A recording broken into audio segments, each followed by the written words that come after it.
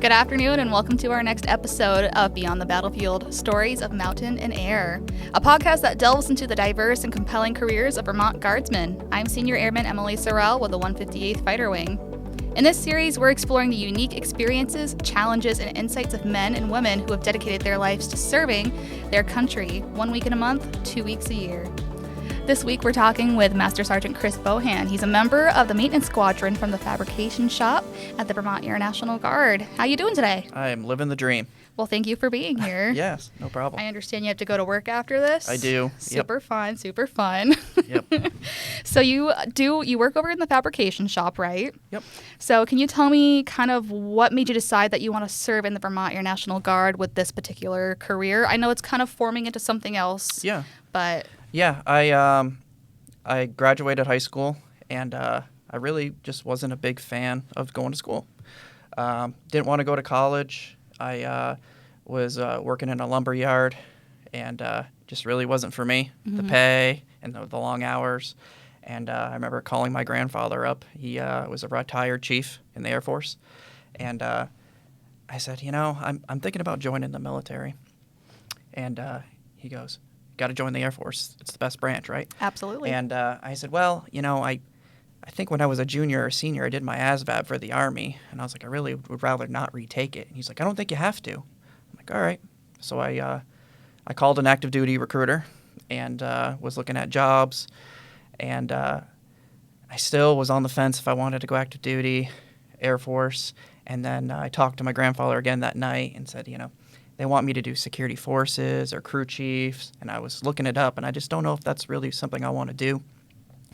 And he goes, well, have you called the Air Guard yet? And I was like, there's an Air Guard? I was like, I only knew of the Army Guard. And he goes, no, there's an Air Guard in Burlington. I'm like, all right. So I called up the Air Guard, and within a week, I was here touring the base and joined the unit. And I would say like a month later at the time, I left for basic training. It was a very quick process. Wow. Very quick. Yep. I joined non-destructive inspection in the beginning, the NDI shop, and then did that for 3 years. And then right around that time, we found out we were getting F-35s. Mm-hmm. And then a new career field came to our base, the low observable, yep, which is what I do now. I got the opportunity to go active duty for 4 years for the extended active duty program, and learned how to maintain stealth and composites on the aircraft and painting. It was a lot of fun. Awesome. So just like getting to work up and close with these jets, that's yeah. what made you want to change over into low observable? Yes. I don't blame you at all. They're pretty fascinating, and I feel like in our everydays, we get a little bit like monotonous with it, but once you're up close with it, you're just kind of like, these things are huge and they're so fascinating. They are. But with this job, or what we call an AFSC in the Air Force, it really blends with your passion on the outside. Yep. Can you tell me a little bit about what that is? Yeah, so I'm a big car guru. Okay. I actually build cars on the side. Specifically Fast and the Furious. I'm sure people have seen the movie. Just a few. Yeah. So the opening scene to the first Fast and the Furious movie, the green Eclipse that Paul Walker drives. Okay. I've built 2 of those. One is in Atlanta, Georgia, in a car collector's collection. And then the other one was in a museum in New Hampshire. And I believe he just sold it, and it's now in like Missouri or Montana. Wow. Yep. Another car collector. Okay. I got Jesse's Jetta from the first movie, too. It's the white Jetta. I built that. That is over in Austria in a museum. Oh my God. Hollywood Garage over wow. there. Yep. Essentially, when I was working on race cars and stuff growing up in the Northeast Kingdom, and then I went to St. Johnsbury Academy and did their automotive program, mm-hmm. I did auto body work. And then when I first learned about low observable, and saw that you're maintaining coatings and essentially doing auto body, I was like, I love doing that. Mm-hmm. So why not get paid to do it? It's a no-brainer. So I ended up doing it and got to go to Pensacola, Florida for tech school. It was great. And I just keep it going. I'm in the office a lot now. Mm-hmm. So I try to, when I'm home, work on cars. I mean, as we all do with our things at home, we try to keep it going even when we're busy at work. Yeah. Can you tell me a little bit more about maybe some of your favorite cars and what went into creating them? Yeah, my favorite car, I would say, is going to be the Fast and the Furious Eclipse. I don't know why. Somebody says you can have a red Ferrari. I'll take the green Eclipse. I don't know why. It's a classic to you. Yeah, it is. It's a great car. Yeah, the most recent one that I built was I put a lot of time into searching for parts. The wheels from the movie, they only made 500 sets back in 2000, 2001. I got one of the 500 sets. Dang. So I had the exact wheels. Doing all the research to find what color shade of green, because when they're doing movies, the shades are different from what we see to what the actual car is. Yep. The bodywork, the roof scoop that was on it, it was. I put a lot of time in that one. That was definitely my favorite one. And you said you just finished it up this past spring? Yep, this spring. Nice. So do you still have it with you, or did you already sell it off to somebody? I did sell it. I didn't want to. You look a little sad about it. Yes, it was my baby. Aw. But I ended up purchasing a piece of property and building a camp. So, and I got to do it all outright. So Yeah. I can't beat that. So with how sad you are about selling it, but also how happy you are about buying your camp, Yeah. I've got to guess that this is a pretty expensive hobby. Yes. A lot of Facebook marketplace time. I would imagine so. Craigslist, people still use it, I found out. I got some parts off there. Wow. Yeah. Okay. The Sparco racing seats, they usually sell, if you can find them, for $2,000 to $3,000. I found a set in California from a junkyard for, I think I paid $250 for them. Wow. So the junkyard keeps like inventory of these They things. do. Yeah, Wow. they'll have cars come in, and when they strip them for parts, they'll put them on the shelf, and then they'll list the parts on eBay or okay. Craigslist. So I picked up those seats. That was a really good score that saved me a lot. The wheels, like I was talking about, one of 500 sets. I got those off of Facebook Marketplace. Those I did pay for. Those were, I think, $2,000 plus shipping, so right around $2,500. Wow. Yep. I did a carbon fiber hood. I think that was about $1,000. I would say in the total car build, I probably had about $15,000 into it. And the way I look at it is I don't like do the number of like how many man hours and such I had into it. I probably had like 3 months into building the car, but not paying myself or anything. But I ended up selling the car for $30,000, and it was online for about a week. Wow. Yeah, That's a quick It sell. went really quick. Like I said, this is my second one. My first one, I think I had $12,000 into it, and I sold that one for $25,000. There you go. Okay. So you're just kind of like. It takes a long time. Yeah. I tell people I've done some work with like Craig Lieberman, he's the director for Fast and the Furious 1, 2, and Tokyo Drift. He's the one that actually picked and built the cars. Okay. He tells everybody, and I tell everybody that wants to build a car, get the parts first. Because if you paint a car green and then you try to, it's not the same. You got to have the parts. Yes, absolutely. Otherwise, it's all mixed matched. Yep. So we know like where they've gone. How do you get them there? Well, the cars that I get over to Europe, I have 2 over in Europe. I deal with a Hollywood Garage over there. It's a museum where he does. He has tons of movie cars. I think he has the Flintstones car. He's got the Batmobile. Oh, cool. He actually has a shipper that he does like a container that he brings cars from the U.S. and such. I have imported cars from the UK. Okay. I've done that once.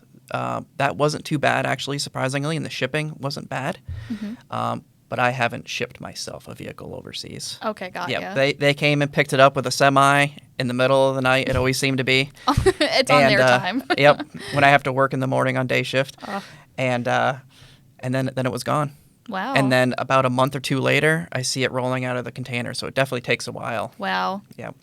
I mean, if you got to get it there safely, I guess I would rather it take a long time. I almost forget about it sometimes. And then all of a sudden, he sends me a picture. It arrived. I'm like, oh wow. Oh yeah, I did that. Yeah. Yeah. So, how does what you do on the outside help you with what you do in the military? I know we already talked about how like they're pretty intertwined already, but does it help you in one way or the other for either of them? Oh, for sure. I would say the bodywork skills.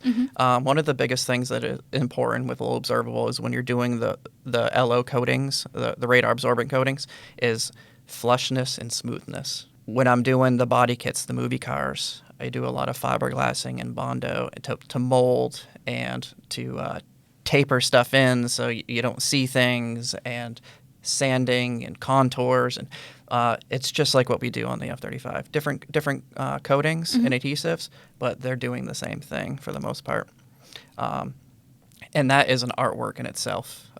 Learning how to use a sander, spraying your paints, that's a very important part of the job. Making sure it just looks perfect. Yep, for sure. Now, how many cars have you done total? Oh boy.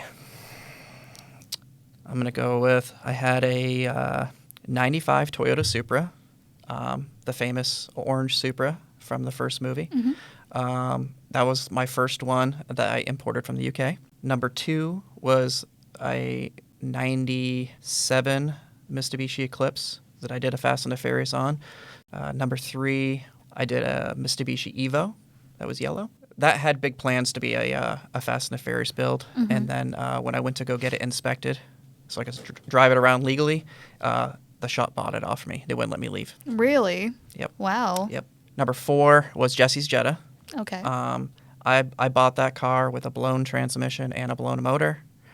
And I rebuilt the motor and transmission and did the Fast and the Furious replica all in the wintertime. It was negative 20 degrees. Oh, my God. It was terrible. It was not fun at all. Number 5, I ended up owning another Supra. I ended up buying it from, I want to say it was like Missouri, from a retired colonel in the Air Force. He was a pilot. It was his daily driver, and then decided he wanted something different. I picked it up off him. That car is actually now in Austria. Oh, wow. Yep. So they really wanted that because they don't have left-hand drive cars in Austria. Yep. And they only made, I want to say, 8,000 of them. Wow. Back in the 90s. Okay. So he really wanted that one.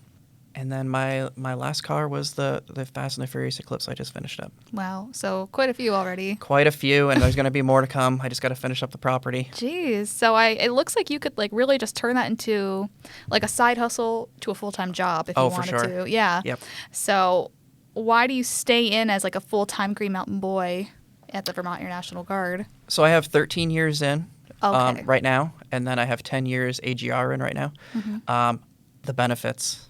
I got 3 kids and a wife, the TRICARE, and then knowing that in 10 years I can retire and then do what I want. Makes it worth it. The college benefits. Didn't want to go to college when I joined. I ended up getting my degree while I was in and didn't have to pay for it. There you go. You can't beat that. Absolutely. And the stability. I have a very good shop. The Air Guard has treated me really well. And I have no complaints. I feel like you find that consistently when you talk to anybody from our base. So how's your wife like all of this? Like, does she help you with it, or? She hates the Fast and the Furious cars. No way. Yep. Oh my God. She loved the Toyota Supra. It had the removable top, so it was a convertible. She loved it, but she despises the green Eclipse. No. Despises them. So she's looking at that thing. Oh wait, no, you sold that one, right? I sold it. So. Yeah. Oh yeah. She was so happy. The garage, of course, would get like overspray, like green on the floor. So like the green would get tracked through the house, and people's socks would turn green. And of course, no matter what kind of ventilation you have of spraying coatings, you're gonna smell paint. So of course, our house smelled like a spray can type of thing.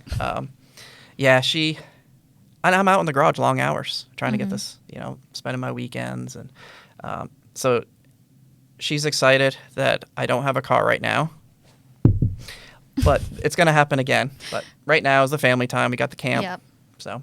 Yeah, absolutely. You get to enjoy that time because of it. So right. I'm sure she still is like thankful for it at the end of the day. Yeah. Which is awesome. Yeah. And I don't think I actually asked this before, but what clicked in your head that you were like, I want to build cars. Like I want to build and like remake cars from famous movies. Like what made you get into that in the first place?